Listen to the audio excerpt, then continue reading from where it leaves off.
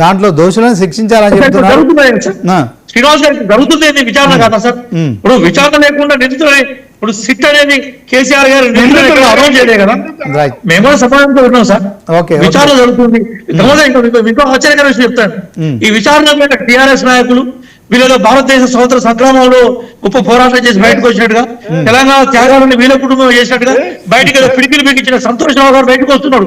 ఓ పిడికిలు బిగించి మొత్తం తెలంగాణ ఉద్యమాన్ని భుజాల మీద నడిపించిన యోజనగా బయటకు వచ్చినట్టుగా ఏంటి సార్ అది? విచారణ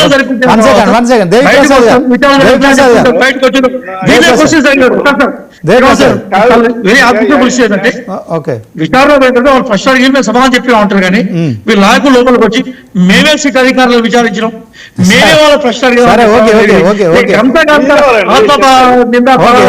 ఎంతకన్నా దారుణమైన అది ఉంటుంది సార్. ఏమంటారు ముందుగా పాల్గొనండి. కానీ మీరు ఏం చేస్తుంటే వీళ్ళంటే లోపలికి పోయి ప్రశ్నలకు సమాధానం చెప్పడం, మేమే ప్రశ్నించడం, మేమే తికమక పెట్టిన రాజ్యాంగ సంస్థల మీద, రాజ్యాంగ వ్యవస్థల మీద నమ్మకం లేదా?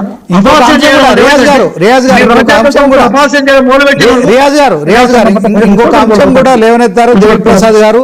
అప్పుడున్న డీజీపీ మహేందర్ రెడ్డిని కావచ్చు, శివధర్ రెడ్డి అప్పుడు మరి అడిషనల్ డీజీగా ఉన్నారు, వాళ్ళని విచారించాలని కూడా అంటున్నారు కదా, దాంట్లో ఏం చెప్తారు?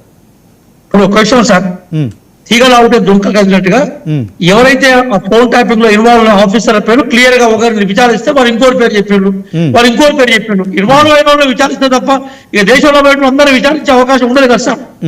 మొట్టమొదటిసారిగా ఒక సిఐ ఎవరైతే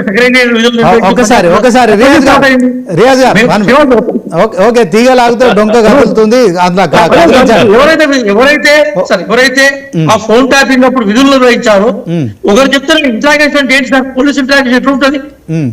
ఎవరైతే పేరు చెప్తా ఉంటారో ఆ పేరు ప్రకారం పిలిచి అడుగుతూ ఉంటారు. వీళ్ళు చిట్టి రాసి వీళ్ళని విచారించు వీళ్ళని విచారించు, మీరు ప్రభుత్వం ఉంటారు, ప్రభుత్వంలో మేము వేసే విచారణ సంస్థ సిట్టు బయటకు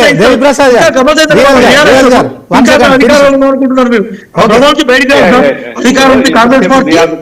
అదేంటి మీరు రాజకీయాలు నాకు అవకాశం ఇచ్చిండ్రు, తప్పని వెలిగించే ప్రయత్నం చేస్తారు. గ్రామ పంచాయతీ చేస్తాం రేపు.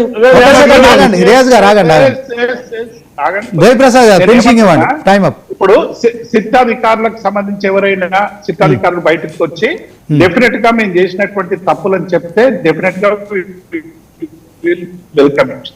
కానీ ఏ సిట్టాధికారి కూడా ఇప్పటి వరకు వచ్చి కేసీఆర్ గాని, కేటీఆర్ గాని, హరీష్ రావు గాని, ఇంకొకరి XYZ మీద మాకు ఆధారం దొరికింది. ఇప్పటి వరకు ఇంకా విచారణ జరుగుతుంది.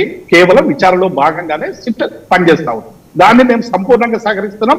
అడిగిన ప్రశ్నలకు అన్ని జవాబు చెప్తున్నాం. వీళ్ళు సీఎంఓ నుంచి ఏం లీకులు చేస్తున్నారంటే, మేము కుచ్చి అడిగినాం, 13 మంది అధికారులు ఇట్లా చూసిండ్రు, 25 మంది అధికారులు గుచ్చి ప్రశ్నలు వేసిండ్రు అని చెప్తే డెఫినెట్ గా హాజరైనటువంటి వాళ్ళ మీద వ్యక్తిత్వాలను జరుగుతూ ఉంటే బయటకు వచ్చి అక్కడ ఏమీ జరగలేదు, మేము ఆ ప్రశ్నలు వేసాం, వాళ్ళు ఇచ్చినటువంటి ప్రశ్న లోపల జరిగినటువంటి ఏ ప్రశ్నలకు ఏం జవాబు చెప్పినామనేటువంటిది చెప్పారండి. ఎవ్వరు చెప్పలేదు. వీళ్ళు కేటీఆర్ గానీ హరీష్ గానీ బయట చెప్పి వాళ్ళు ఏం చెప్పారు, మేమే కొన్ని ప్రశ్నలు కూడా వాళ్ళకి సంధించడం చెప్పారు. తప్పేముందండి? సిట్ ఏమన్నా రాజ్యాంగానికి అతీతమైనటువంటి శక్తి? సిట్ కూడా ప్రజాస్వామ్యంలో ఒక ప్రభుత్వంలో ఉన్నటువంటి ఒక వ్యవస్థ. డెఫినెట్ గా వ్యవస్థ తప్పులు చేస్తే అడిగేటువంటి హక్కు ప్రతి సభ్యునికి ఉంటుంది. అదే రాజ్యాంగం కదా ఇలా పార్లమెంట్ లో పెట్టుకుని రాజీవ్ గాంధీ గారు చెప్తున్నది. అంటే తెలంగాణలో రాజ్యాంగం నడవదా? నేను డెఫినెట్ గా మేమేం చెప్తున్నాం, విచారణ జరగనివ్వండి, విచారణ కోసం మేము సహకరిస్తాము. అందులో ఎవరు దోషులైనా చేయండి, కానీ అసలు దోషులను ఇంట్రాగేట్ చెయ్యరు.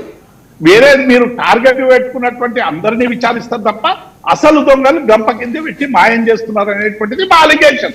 Right, okay, thank you sir. Okay debate లో పాల్గొన్న మరి డాక్టర్ రియాజ్ గారికి, అదే క్రమంలో మరి దేవి ప్రసాద్ గారు, ఇద్దరు కూడా ధన్యవాదాలు. సో రేపు కేసీఆర్ సిట్ విచారణకు